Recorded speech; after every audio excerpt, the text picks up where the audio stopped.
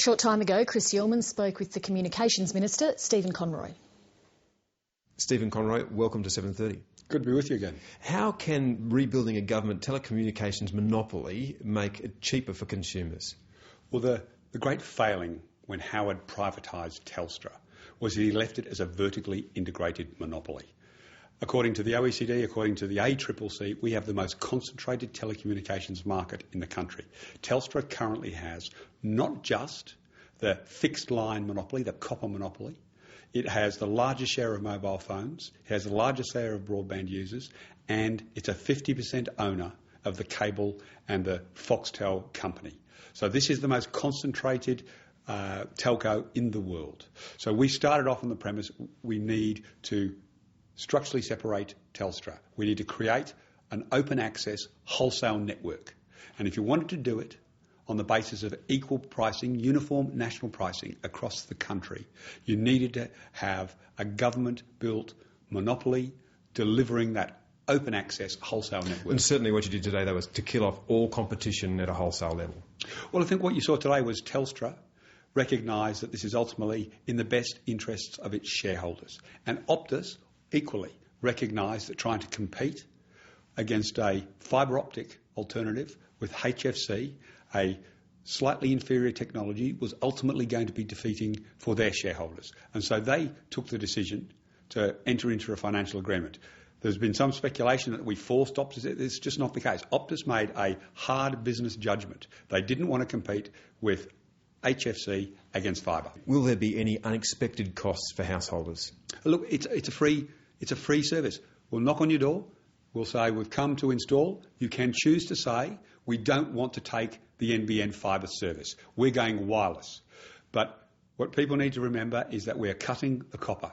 Telstra today have agreed to close down their copper network, and that means that the only fixed line alternative will be NBN's fibre line to the home. So people can say no, but if you want a fixed line, it's NBN. This is really the way that NBN could fly, wasn't it? Without doing this deal with Telstra, it wasn't going to work. Well, the McKinsey study suggested that we could still make a return and we could still run the company. But it also did say that a deal with Telstra was the best option.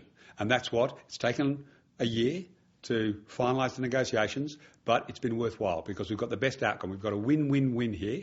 We've got a win for Telstra shareholders. We've got a win for NBN Co, and we've got a win for taxpayers. Are there any risks to taxpayers from here on? What if you don't get the corporate finance that you need for this?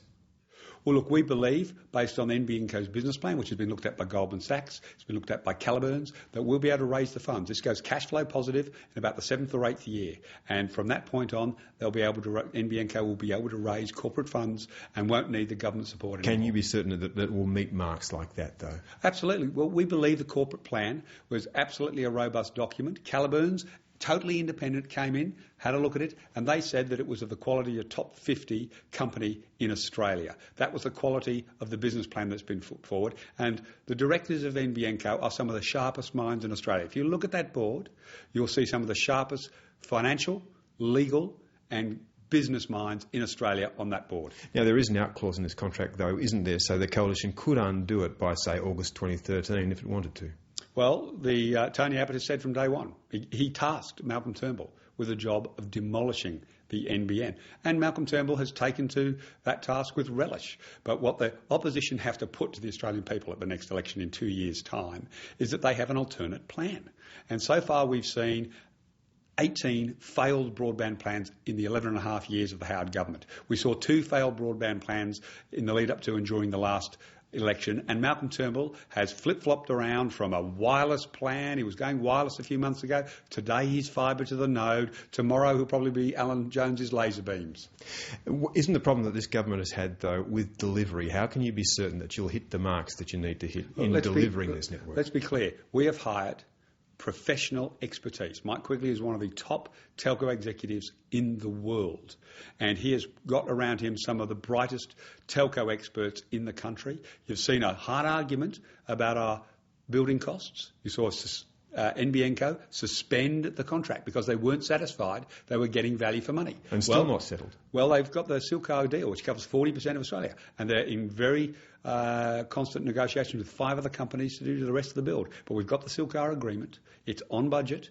It's inside the business plan, and we are confident that we'll meet our business plan. So you'll meet those marks, like 35,000 active homes by the middle of this year, wasn't it? Well, we've obviously had a decision by the ACCC. I mean, the business plan was put out prior to the ACCC making its decision about the points of interconnect, or POIs as it's referred to. And what that did was set back the architecture. We had to go, NBN, and redesign some of the architecture. And so that slowed us up by 3 or 4 months. Then we've seen it take slightly longer, through about 3 months longer than we would have liked, to reach a final agreement with Telstra. But it was worth those 3 months to get it right. Stephen Conroy, it's the anniversary of the fall of Kevin Rudd. Did the Labor Party make the right decision? Well, Julia Gillard has led the government, and she is doing a fantastic job in very, very difficult circumstances. You've got a relentlessly negative opposition who vote against policies that they actually espoused in government, that vote against sound public policies.